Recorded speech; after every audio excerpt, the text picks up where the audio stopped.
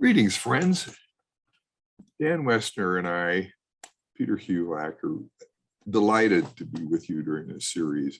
It's so good to have your wisdom percolating along with each other. It's just a real privilege for all of us. So thank you again for joining us. And this week, the posting of the PowerPoint and this presentation will be all together, so you don't need to look for a separate file. So once again, thank you and welcome. We've dealt with Brueggemann's questions, turning to God in crisis. What's it do to our faith? Does it affirm it or transform it? We've developed a working answer that says that we embrace a crisis in which God is the subject, anticipating chesed change, leading to a new creation. It's a hopeful summons to faith. We don't use that word hopeful lightly. This is a deeply grounded, hopefully put summons to faith. So here we are with these new questions.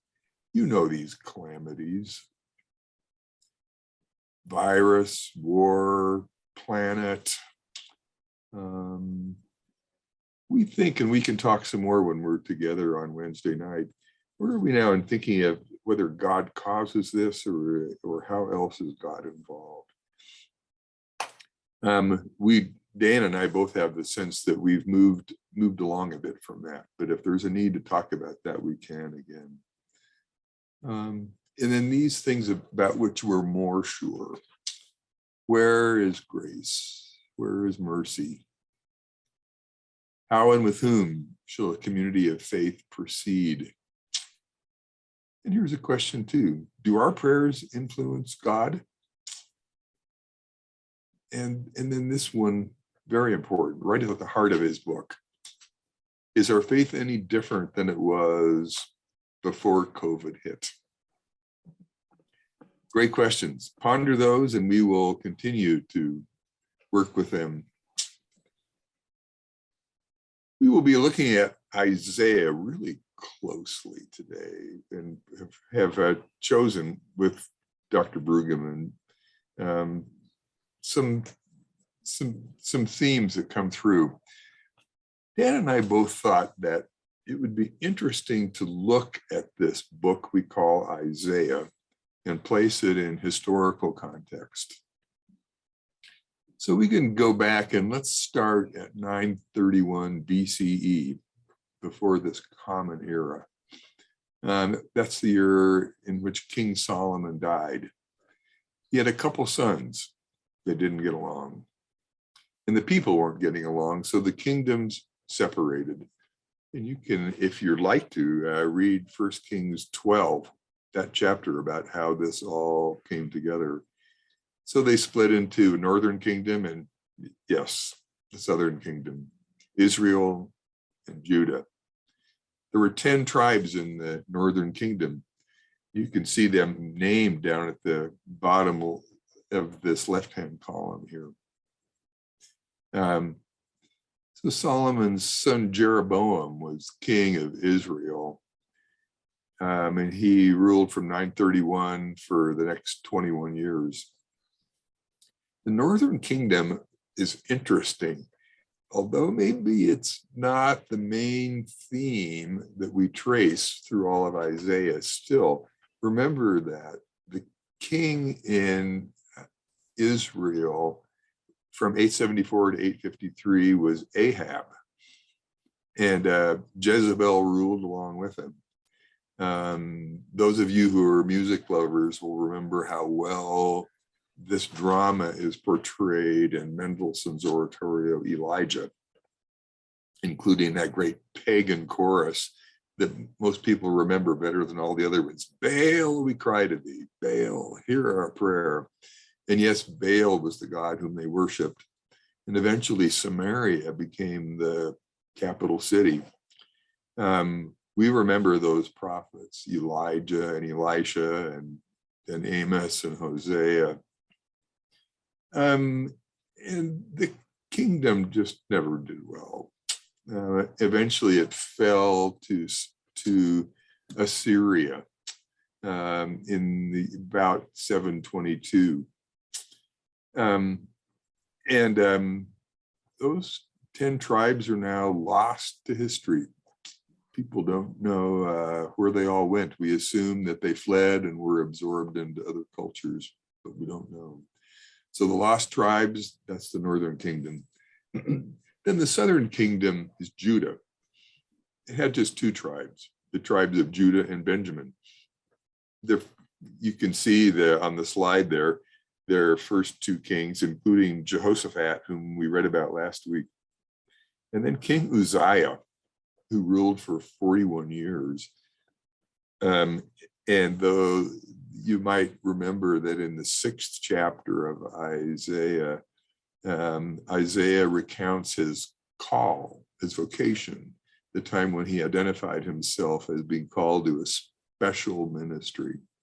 And those words begin, "In the year that King Uzziah died, I saw the Lord high and lifted up." That's a wonderful story to read. King Josiah was ruling from 640 to 609, attempted some reforms. And as this was all happening, and remember the northern kingdom was gone by this point, but Babylon was rising in power with those great kings, Nebuchadnezzar and Belshazzar. And eventually Jerusalem fell to Babylon in the year 587, and that's the year the exile began. Jeremiah was important at this point, although Jeremiah didn't go to Babylon. Jeremiah fled to Egypt. And then God's people at this point, who had been calling themselves Israelites, began to identify with the name Jewish, the name Jews. And so we don't call King David in the Jewish era. We say those words for this point in history and onwards. And this is the point as after those 70 or so years that Babylon began to decline. And the writings at that point, we now identify as Second Isaiah or Babylonian Isaiah. And chapters 40 to 55 seem to be from that era. And probably written around 540. And then in 538, the Persian king Cyrus put out an edict saying, "Babylon, you got to let these people go." And Babylonians heard the message, and they had the joy of being able to return from Babylon for this long, long trek back to Jerusalem. That's about 520, and the verses, the chapters 56 to 66, we call Third Isaiah. Dr. Brueggemann mentions some knowledge for us to retain, and that is that it's probably not true to think that we have this intact book of 39 chapters that are all of a piece, and then these next chapters that all date from a particular time. There were probably some redactions here and there. Important note here, Isaiah we now think of as a tradition. And so those who wrote later additions to it were not trying to pretend or do something sneaky. It's more likely that this was an attempt to honor the prophet Isaiah, to say, we are in some big trouble now, and we need to make sure that we know the answer to this question. Where would Isaiah lead us now? So that is a synopsis of this wonderful book called Isaiah. Isaiah 1 has that famous passage about Isaiah's call, and then chapter 40 begins with those verses which Handel remembered in Messiah. "Comfort, comfort my people, says your Lord." So these are some parts that are now included in our Christian lectionary, if you will, about the as Advent texts. They also have their own wonderful wisdom for us, even without that. And then second Isaiah also contains those things we call the servant psalms. Dan, take us into this here, this meditation from Babylonian Isaiah. We'll use this as our opening prayer and meditation for this week. And again, this is that middle period that Pete was just describing. The people of Israel are in Babylon. It is still the captive exilic period. But it's also a time when Babylon is beginning to decline and the neighboring empire, the Persian Empire, is beginning to rise. But the prophet writes, "Remember not the former things, nor consider the things of old. Behold, I am doing a new thing. Now it springs forth. Do you not perceive it? I will make a way in the wilderness and rivers in the desert." Amen. Okay, let's think about that. The former things is remembrance of creation and living under the Egyptians and slavery and following Moses through the wilderness and becoming a people in their own land. The new thing is something yet to be held, yet to be realized. And this is what these chapters of Brueggemann's book and these verses that we're going to look at tonight divulge from Isaiah. Here's a summary of a lot of territory that we've covered with Professor Brueggemann over the last several weeks. Down in the bottom right, we began with the COVID Christmas 2021 sweepstakes, and all of you identified 15, 20, 25 different calamities that are being thrown at us from all directions. And we're trying to process it. So this TikTok video that we looked at long ago at least gave us something to chuckle at. But it's not always been something we've been able to laugh through. This has been a difficult 2 years, and it's been a difficult couple of months, even since we started this series. We then talked about the need for finding and discerning mercy and grace and hope and Hesed, solidarity. And Mary Jo introduced a wonderful triptych. So a couple of the pictures I have here, the top left and right, are from that triptych, reminding us that our church community, which is trying to discern that mercy, that grace, that hope, that solidarity, includes free spirits like the woman galloping bareback on the horse. But it also includes the institution of the church, and it includes the powers to which we are subjects as citizens, and yet also critics and activists and people of community and people of prayer pushing back against institutions.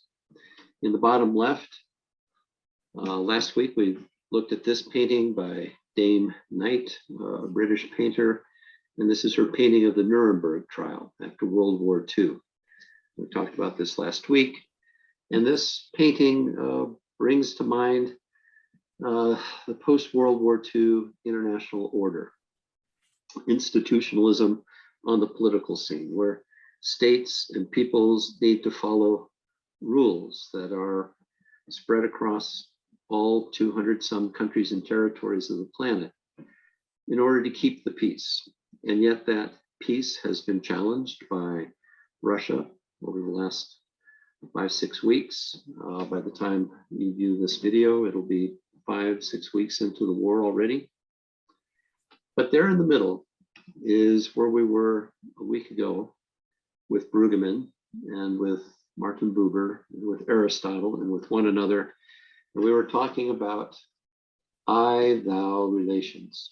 And I-thou relations are at the heart of a Hesed tenacious solidarity, where it's intimate, our regard, our respect, our reciprocity, our relationship with others and with God.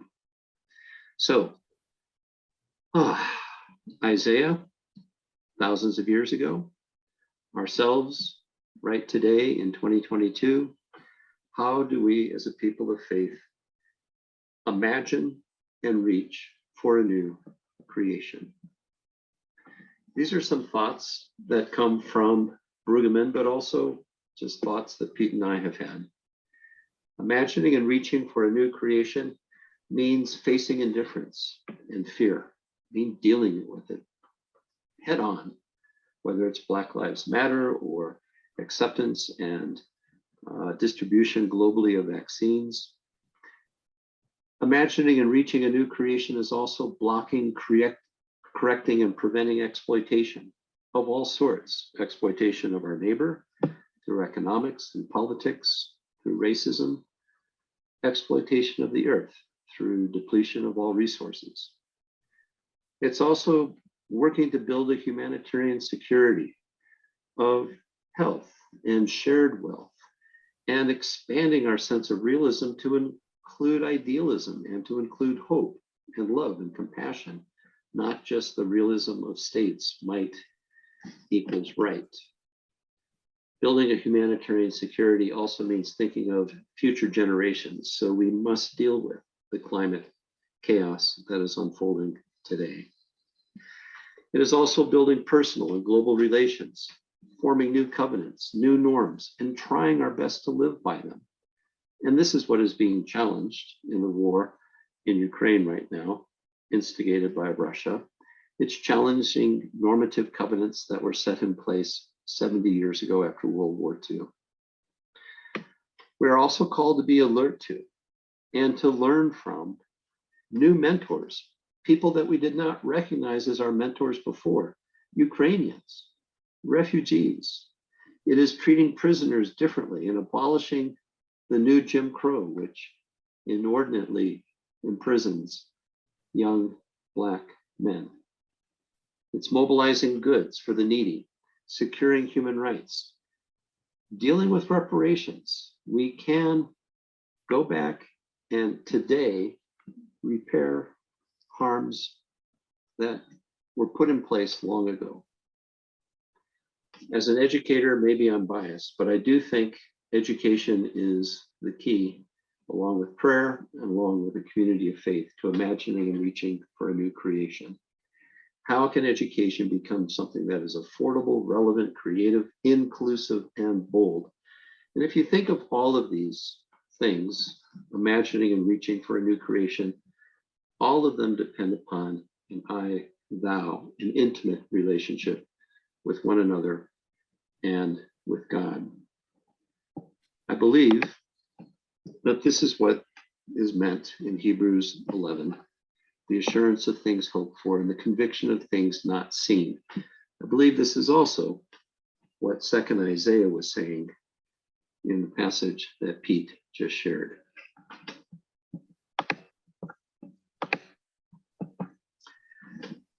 I don't want to go too thickly into the weeds of how long this might take, but this diagram is just a sketch of what lies ahead of us. And as you saw in the timeline that Pete opened with, from 1st to 2nd to 3rd Isaiah, the book of Isaiah traverses a couple hundred years. And that's exactly what Elise Boulden, who was a sociologist at University of Colorado, offered. Think of where we stand in the midst of a 200-year present. Okay, so this means tune out the 24/7 cable news cycle, tune out the PBS NewsHour, tune out your New York Times, and think instead, where am I in relationship to a 200-year present? And Boulding estimates that if I think of the birth date of the oldest person surviving in my family, and then I think of the probable death date of the very youngest member of my extended family, that stretch is about 200 years, and I'm smack in the middle of it. But think also in terms of in-breaking events. An in-breaking event might be a peace accord, or might be the falling of the Berlin Wall, or might be the arrival of an amazing vaccine in the midst of a virus. But that in-breaking event comes after a long period of time, maybe a century of activity that has led to the calamity that we're facing. So a century of calamitous and in some cases nefarious things occurred before Russia went to war with Ukraine. And without going into great detail, know that the conflict that started 4, 5, 6 weeks ago in Ukraine had a long history leading up to it. So too, the fall of the Berlin Wall had a long history leading up to the Cold War, leading up to the creation of the wall, leading up to its collapse in 1989. And the vaccine, the transmission of a virus from other creatures to humans in a wild food market or in a fish market in Wuhan, China, had a long history leading up to it of humans pushing deeper and transgressing further into nature and crossing boundaries that probably we should not cross. So when you get a peace accord, or when you get a wall coming down, or when you get a vaccine, there's been a long history leading up to it. Einstein makes the point that as long as it took us to get into this problem, it will take us that length of time to resolve it. And lo and behold, you've got another century ahead, a 200-year present, to borrow from Boulding. So I like this 200-year present because that's basically the stretch of the book of Isaiah as well. I'm not trying to draw too tight an analogy there, but it is an interesting thing to consider. Pete, back to you. Can we talk about groaning for a moment? I might just give all of you a chance to just do it. Please mute yourself. Here we go, some more from this Babylonian Isaiah. For a long time, I've held my peace. I've kept still and restrained myself. Now I will cry out like a woman in travail. I will gasp and pant. I will lay waste mountains and hills and dry up their herbage. I will turn the rivers into islands and dry up the pools. We're not in love with language like that, are we? And we all conjure up people we know who groan and moan a lot and complain and whine. Professor Brueggemann makes a point to say, let's look at it in a different light. Let's look at the fact that we are a people not just of hope, but also a people of lament. There was a wonderful medical article in the journal Lancet, written by an author named David Spiegel. This goes back a ways. This is from 1989. But Dr. Spiegel, a research psychiatrist, was studying women who had breast cancer, and in their cases, serious breast cancer, and studied what are the best ways to care for them. So here's how it went.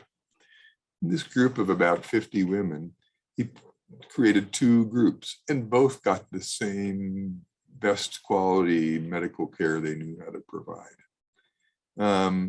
And then one group had just that. The second group also had a chance to be in a support network with with many others. They got together regularly and told their stories. So what Dr. Spiegel expected was that there wouldn't be any difference in the medical outcomes, but that those who had a chance to be in a support group would at least have better quality of life. Many of us in the culture would expect even a different outcome, that those who whine and complain would probably die sooner. So here's what the surprising findings were. They found that those women who received support group treatment, in addition to their routine medical treatment, lived longer, in fact, significantly longer. So at the end of Dr. Spiegel's article, like other people who present findings like that, he was given the privilege to answer the questions, well, how can you explain this? And his explanation is that complaining, properly handled, has a great health benefit. Now, we don't believe that Isaiah was writing a health manual, but we nevertheless say, oh, lament. Lament in the proper format. Lament is helpful to the spirit. So there we are. We listen to Isaiah's laments, and we think about the people in the captivity in Babylon. And we're bold enough to say that we've been in some captivity of our own with this virus. And of course, there's some arrogance in making that comparison. Their captivity lasted for 7 decades. Our captivity has been a couple years. Their captivity involved being taken away from their homes, and our captivity, in the words of a friend of mine, we were captive in our own homes.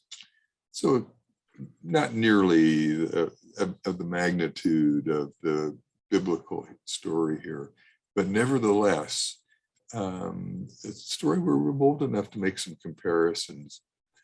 So it's almost as if we're in an era of the Edict of Cyrus saying, virus, get going. We're done with you. And now we also realize that we've got a long walk to get back to Jerusalem, and that at the end of the long trek will not be the Jerusalem we will remember. It will be something entirely different, with new tasks, new ways to dedicate our spirits, our soul, our energies to work towards this new creation. So the matrix have grown. We pledge to keep it up. Thank you, Pete. So let's think about that. Let's think of our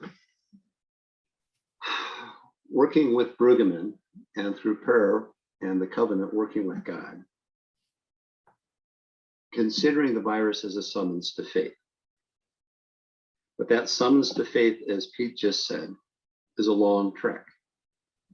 It's not something that we complete with the Lenten series, and it's not something we complete in the next year or the next 2 years. The long trek to a new creation will have its peaks and valleys, and we'll have a lot of lessons. So the next slide I want to share is from a Quaker scholar of conflict transformation. His name was Adam Curl. He lived into his 90s and passed just a few years ago. But Adam Curl's diagram, which I'm going to share with you, is world renowned. And it's very well documented with data and analysis.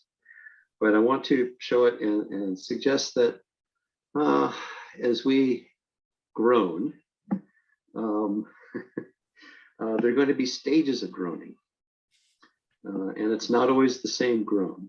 So let me share this thought, and then Pete and I are going to work through 3 slides with you and show you our faces a little bit more and try to get your response. So here goes Adam Curl's slide. So this is a slide that on one axis is a measure of power, unbalanced power, and balanced power. And on another axis, it's a people's awareness of the calamity or the conflict or the challenge that they face.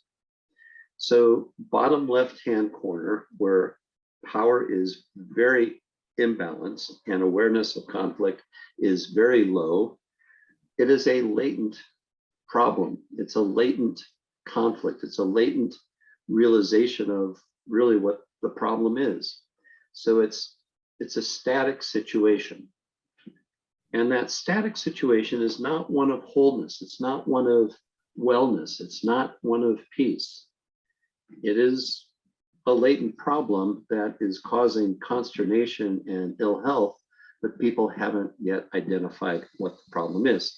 So plug into that number one box in the bottom left-hand corner, the need for education. So education begins, awareness, consciousness begins of what the power imbalance and what the lack of awareness is in that static situation. So going way back to the beginning of this talk this evening, where Pete gave you the history of King Solomon, Solomon in all of his glory constructed the temple on the backs of scores of thousands of Israelite slaves. They enslaved themselves. The corvée labor was as brutal under Solomon as things were when the people of Israel were slaves in the land of Egypt under a pharaoh. There was an enormous amount of injustice and societal discord. And that is in part why the kingdom split upon Solomon's death. And you had the northern and southern kingdoms that Peter described. So things are painful in that low awareness, greatly imbalanced power structure where people are not well and not informed. Think of a modern day situation of what's going on in Russia and Ukraine, and the need for awareness and education and transparency and truth and trust in information that's received. Things are in that box number one right now. It's a lack, and there's a power imbalance. To move into box two, where there's greater awareness of the conflict, and there's greater awareness because it's open confrontation now, it's open warfare, or the calamity is full blown. So with the virus, with the war, with climate change, we're in a stage now of overt confrontation. Power is still imbalanced and things are unstable. The future is uncertain, but there is a greater awareness that there is a problem. That is what pushes people into that next box, 3, where you can begin to negotiate these imbalances, whether it's an imbalance that we've struck with nature, it's an imbalance that we've struck in public health, or it's an imbalance of weaponry and aggression against another sovereign state, what's happening in Ukraine. So that is still an uncertain, unstable situation with high awareness, but there is a movement towards power balancing. And that's a difficult stage, and it can take a long time. Ultimately, if there is good confrontation with honest awareness, truth, and trust in the negotiating process, you can move towards a dynamic new creation, sustainable peace, health, no more conflict in Ukraine, a more stable international order, realization that Black lives indeed matter terrifically, and we can all learn from that, and we can be better because of it. There are all kinds of things that can happen there in that box number 4, which is dynamic. Now, it is not a straight line from 1 to 2 to 3 to 4. And there is no shortcut from 1 to 4. And there is a lot of backsliding that occurs. It's a roller coaster of things that go on between these 4 boxes. And you don't permanently stay in 4. You must continue to struggle for that new creation, for that sustainable peace. So down at the bottom, I've written, bridging a calamity to a better future is not by way of a single leader or one great achievement. Quoting from Brueggemann at page 67, it is rather a network of care that requires the end of domination and exploitation. That is the balancing of power and the shared awareness of what's going on. That network of care that requires the end of domination and exploitation is the end of controlling truth and monopolies of certitude. And it's the end of ease, comfort, luxury, extravagance, and self-indulgence. So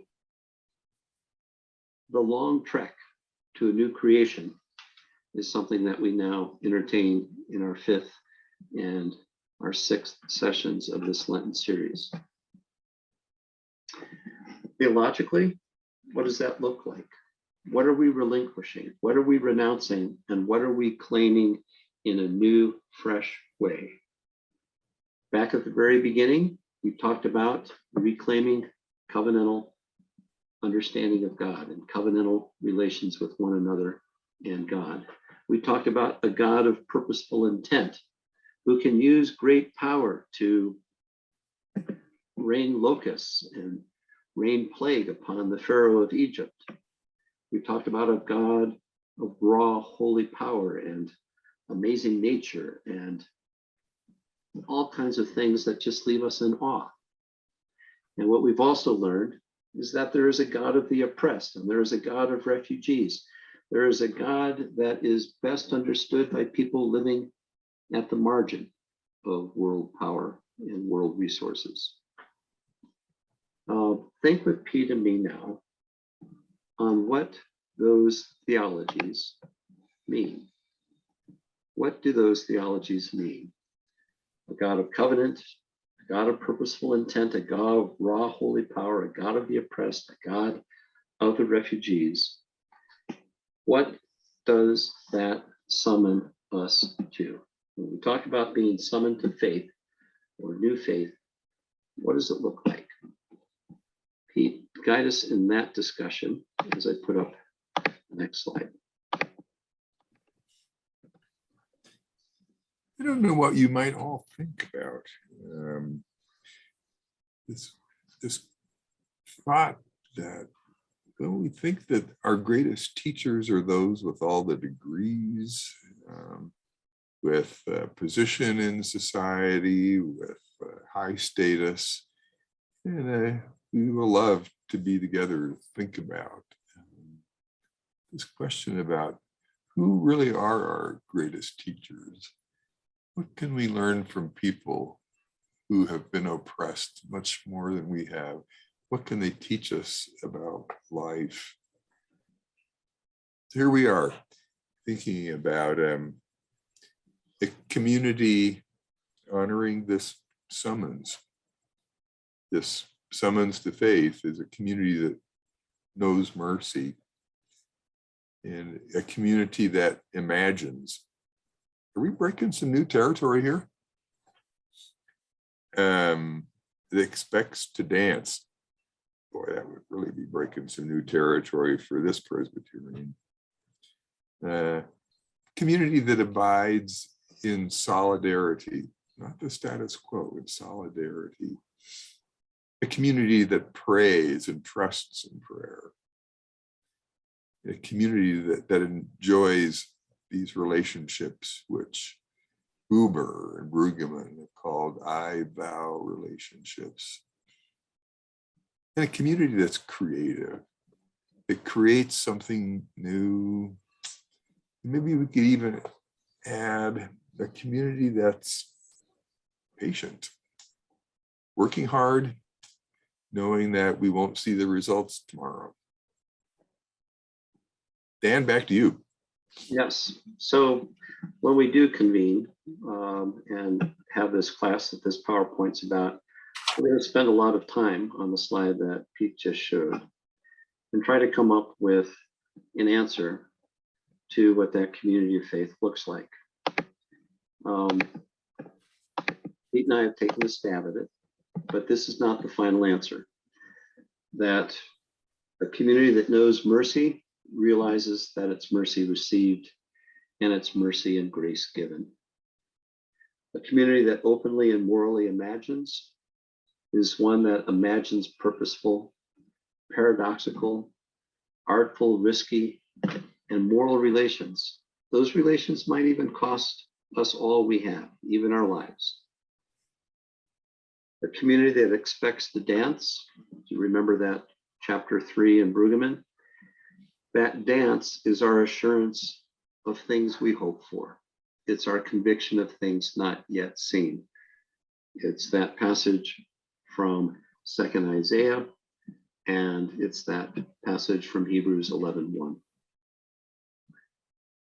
A community that abides in solidarity is one that has got their head, their heart, their hands wrapped around tenacious solidarity with God and neighbors near and far.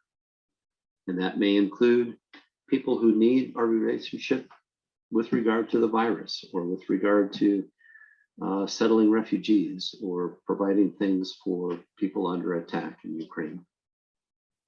A community that trusts in prayer is one that knows prayer is a form of communication with God. It's a way of bonding with our brother and sister, our neighbor, and it is a prayer of love. It's a prayer that expects things will happen. A community that enjoys I-thou relations is one that has full regard and respect for the other and listens hard to the other before it has anything to say out loud. It's one that provides reciprocity, mutuality, restoration, reinvigoration. And if you put all of that together, it's a community of resilience. It has depth. It can withstand great challenges. Finally, a community that creates something new realizes it's a co-creator. It's a co-creator with God and with plenty of other people and cultures, building something new, something better. Pete, that kind of theological and practical response to the covenant leads to a hope for newness. Lead us on. Through this meditation. Yep. For behold, I create new heavens and a new earth, and the former things shall not be remembered or come to mind, but be glad and rejoice forever in that which I create. For behold, I create Jerusalem a rejoicing, and her people a joy. I will rejoice in Jerusalem and be glad in my people. No more shall be heard in it the sound of weeping and the cry of distress. No more shall there be in it an infant that lives but a few days, or an old man who does not fill out his days. For the child shall die 100 years old, and the sinner 100 years old shall be accursed.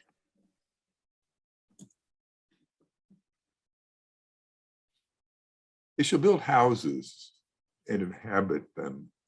They shall plant vineyards and eat their fruit. They shall not build another inhabit. They shall not plant and another eat. For like the days of a tree shall the days of my people be, and my chosen shall long enjoy the work of their hands. They shall not labor in vain or bear children for calamity, for they shall be the offspring of the blessed of the Lord, and their children with them. Before they call, I will answer. While they are yet speaking, I will hear. The wolf and the lamb shall feed together. The lion shall eat straw like the ox, and the dust shall be the serpent's food. They shall not hurt or destroy in all my holy mountain, says the Lord. Amen. Dan, we need a picture. And there you have it, from a Quaker pastor of the 19th century, but also an artist, Edward Hicks, The Peaceable Kingdom.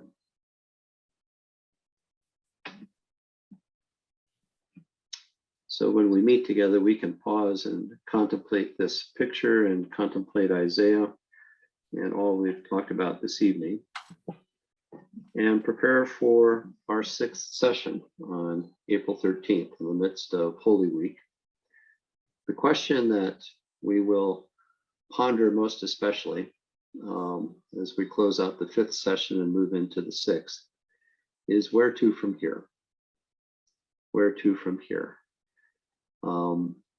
Having worked with Brueggemann and with one another, having listened to one another, having prayed together, what do we perceive the summons to faith to be on account of the virus, the war, climate, racism, and so many other things that we've discussed over the last several weeks?